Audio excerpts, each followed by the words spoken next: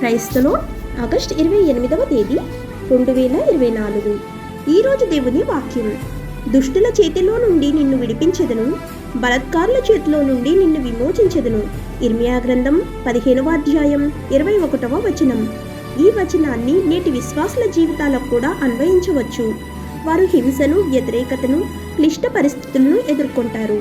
దేవుడు తన ప్రజలను రక్షించడానికి, విడిపించడానికి నమ్మకంగా ఉన్నాడని, వారి భద్రత మరియు కాపుదల కోసం ఆయన వాగ్దానాలు విశ్వసించదగినవని ఇది గుర్తు చేస్తుంది.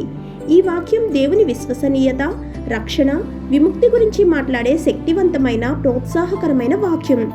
దేవుడు వారిని ఎలాంటి పరిస్థితి నుంచి అయినా విడిపించగలడని మరియు వారి శత్రువుల చేతుల నుండి వారిని విమోచించగలడని విశ్వాసులందరికీ ఇది ఆశ, హామీని ఇస్తుంది. ఇది దేవుని సార్వభౌమత్వాన్ని, ప్రేమను గుర్తు చేస్తుంది. అన్ని పరిస్థితుల్లో ఆయన్ను విశ్వసించమని పిలుపునిస్తుంది.